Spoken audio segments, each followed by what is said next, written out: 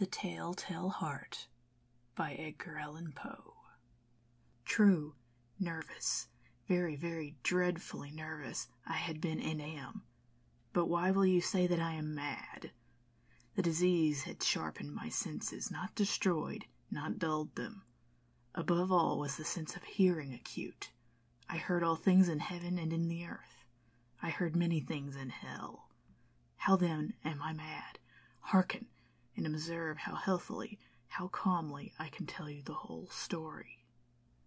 It is impossible to say how first the idea entered my brain, but once conceived, it haunted me day and night. Object there was none, passion there was none.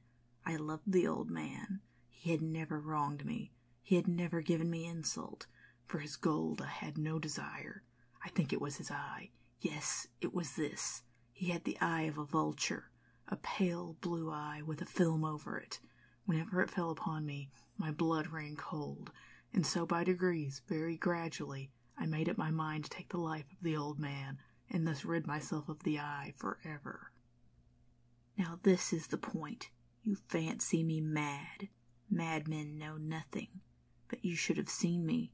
You should have seen how wisely I proceeded, with what caution, with what foresight, with what dissimulation I went to work. I was never kinder to the old man than during the whole week before I killed him. And every night, about midnight, I turned the latch of the door and opened it, oh so gently.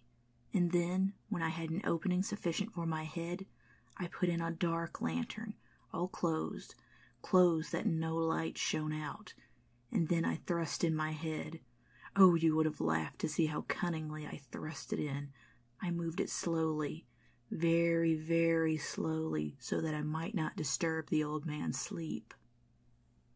It took me an hour to place my whole head within the opening so far that I could see him as he lay upon his bed. Ha! Would a madman have been so wise as this? And then, when my head was well in the room, I undid the lantern cautiously, oh so cautiously, for the hinges creaked.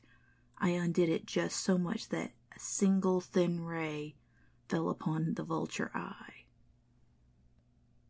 And this I did for 7 long nights, every night just at midnight, but I found the eye always closed, and so it was impossible to do the work, for it was not the old man who vexed me, but his evil eye.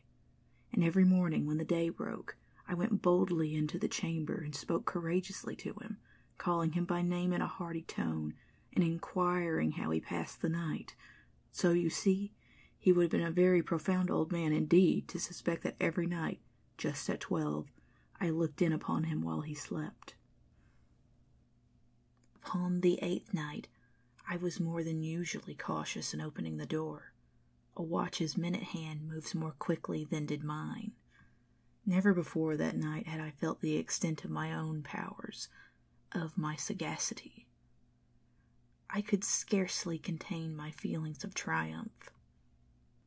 To think that there I was, opening the door, little by little, and he not even to dream of my secret deeds or thoughts.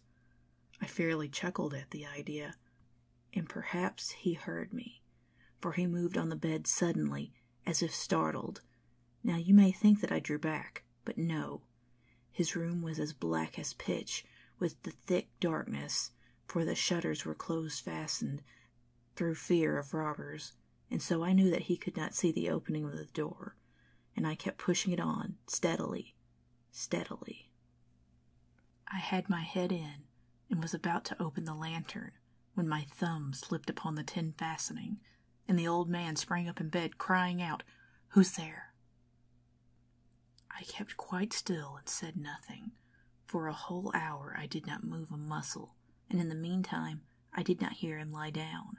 He was still sitting up in the bed listening, just as I have done, night after night, hearkening to the death watches in the wall. Presently I heard a slight groan, and I knew it was the groan of mortal terror. It was not a groan of pain or of grief. Oh no, it was the low stifled sound that arises from the bottom of the soul when overcharged with awe I knew the sound well.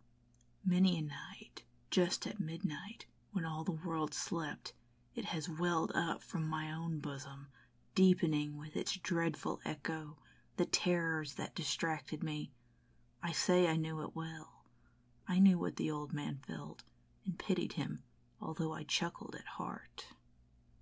I knew that he had been lying awake ever since the first slight noise, when he had turned in the bed. His fears had been ever since growing upon him. He had been trying to fancy them causeless, but could not. He had been saying to himself, "It is nothing but the wind in the chimney. It is only a mouse crossing the floor," or "It is merely a cricket which has made a single chirp." Yes, he had been trying to comfort himself with these suppositions, but he had found all in vain. All in vain, because death, in approaching him, had stalked with his black shadow before him and enveloped the victim. And it was the mournful influence of the unperceived shadow that caused him to feel, although he neither saw nor heard, to feel the presence of my head within the room. When I had waited a long time, very patiently, without hearing him lie down, I resolved to open a very, very little crevice in the lantern. So I opened it. You cannot imagine how stealthily, until at length a simple dim ray, like the thread of the spider, shot out from the crevice and fell full upon the vulture eye. It was open, wide open, and I grew furious as I gazed upon it.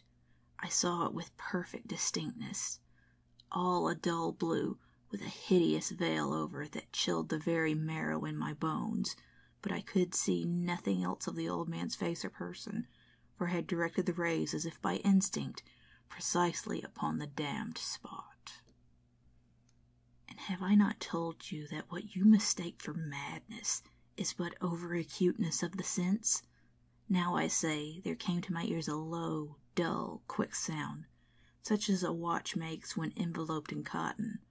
I knew that sound well, too. It was the beating of the old man's heart. It increased my fury as the beating of a drum stimulates the soldier into courage. Even yet I refrained and kept still. I scarcely breathed. I held the lantern motionless. I tried how steadily I could maintain the ray upon the eve. Meantime, the hellish tattoo of the heart increased. It grew quicker and louder every instant. The old man's terror must have been extreme. It grew louder, I say louder, every moment. Do you mark me well? I have told you that I am nervous. So I am. And now, at the dead hour of the night, amid the dreadful silence of that old house, so strange a noise as this excited me to uncontrollable terror. Yet for some minutes longer I refrained and stood still, but the beating grew louder. I thought the heart must burst, and now a new anxiety seized me. The sound would be heard by a neighbor. The old man's hour had come. With a loud yell, I threw open the lantern and leaped into the room. He shrieked once only. In an instant I dragged him to the floor and pulled the heavy bed over him. I then smiled gaily to find the deed so far done. But for many minutes the heart beat on with a muffled sound. This, however, did not vex me. It would not be heard through the wall. At length it ceased. The old man was dead. I removed the bed and examined the corpse. Yes, he was stone dead. I placed my hand upon the heart and held it there many minutes. There was no pulsation. He was stone dead. His eye would trouble me no more. If you still think me mad, you will think so no longer when I describe the wise precautions I took for the concealment of the body. The night waned, and I worked hastily, but in silence. First of all, I dismembered the corpse. I cut off the head, and the arms, and the legs. I then took up 3 planks from the flooring of the chamber, and deposited all between the scantlings. I then replaced the boards so cleverly, so cunningly, that no human eye, not even his, could have detected anything wrong. There was nothing to wash out, no stain of any kind, no blood spot whatever. I had been too wary for that. A tub had caught all. Ha ha. When I had made an end of these labors, it was 4 o'clock, still dark as midnight. As the bell sounded the hour, there came a knocking at the street door. I went down to open it with a light heart, for what had I now to fear? There entered 3 men who introduced themselves with perfect suavity as officers of the police. A shriek had been heard by a neighbor during the night. Suspicion of foul play had been aroused. Information had been lodged at the police office, and they, the officers, had been deputed to search the premises. I smiled, for what had I to fear? I bade the gentleman welcome. The shriek, I said, was my own in a dream.